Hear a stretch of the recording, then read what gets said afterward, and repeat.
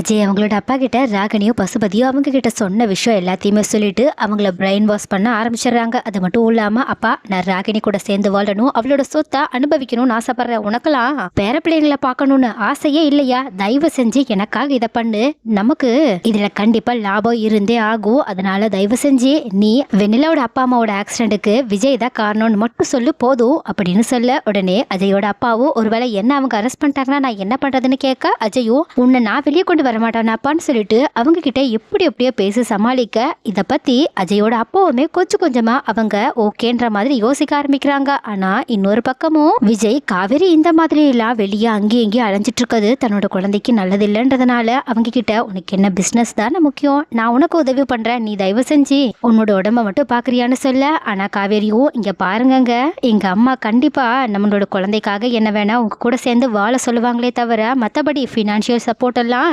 கண்டிப்பா அவங்க ஏத்துக்கவே மாட்டாங்க. ஏன் குமரன் மாமா எங்க குடும்பத்தோடய இருக்காங்க, இருந்தாலும் அம்மா அது எல்லாத்தையுமே அவங்க பண்றது எல்லாத்தையுமே யோசிச்சு பார்த்துட்டு கங்கா அக்காக்கு ஏதாவது சின்னதா பண்ணிடுவாங்க. ஏன் எனக்கு கல்யாணம் ஆனதுக்கு அப்புறமா கூட உங்களை எதையுமே பினான்சியலா எதிர்பார்க்க கூடாதுன்னு எங்க அம்மா அப்படி சொன்னாங்க. ஸோ இப்பயும் எங்க அம்மா கண்டிப்பா இது எதையுமே சுத்தமா விரும்ப மாட்டாங்க, அப்படியே நீங்க செஞ்சாலும் அதை எங்க அம்மா தப்பா தான் புரிஞ்சுப்பாங்க. ஸோ இன்னும் கொஞ்ச நாள் மட்டும் வெயிட் பண்ணுங்களேன், இந்த பிசினஸ் இப்போதான் கொஞ்சம் நல்லா போயிட்டு இருக்கு, நான் சும்மா மார்க்கெட்டிங்காக தான் இங்க இருக்கேன், கொஞ்சம் பிஸ்னஸ் பிக்கப் ஆயிடுச்சுன்னு எனக்கு தெரிஞ்சாவே போதும், நான் சுத்தமாக அதுலேருந்து வெளியே வந்துடுவேன். ஸோ அது வரைக்கும் எனக்கு கொஞ்சம் டைம் கொடுங்களேன்னு சொல்லிட்டு பாசத்தோட கேட்க, உடனே காவேரி கேட்டு விஜய் எதை மறுத்திருக்காங்க. உடனே அடியா அவங்க காவேரி கிட்ட சரி உனக்கு அதுதான் விருப்பம்னா அதை நீ தாராளமாக பண்ணு, ஆனால் கொஞ்சம் சேஃபாக பண்ணுன்னு ரொம்பவே பாசத்தோட அவங்க கிட்ட பேசிட்டு இருக்காங்க. காவேரியும் ரொம்பவே தேங்க்ஸுங்கன்னு சொல்லிட்டு விஜயை கொஞ்சிக்கிட்டு இருக்காங்க. ஸோ விஜயும் காவேரியும் இவ்வளோ ஒற்றுமையாக இருக்கிறப்போ இன்னொரு பக்கம் ராகினியும் பசுபதியும் அஜய் மூலயமாவும் அஜயோட அப்பா மூலயமாவும் விஜய்வுக்கு ஒரு மிகப்பெரிய தொந்தரவா ஒரு விஷயத்தை கொண்டு வர போறாங்க. ஸோ இதுல இருந்து விஜய் எப்படிதான் மீள போறாங்க,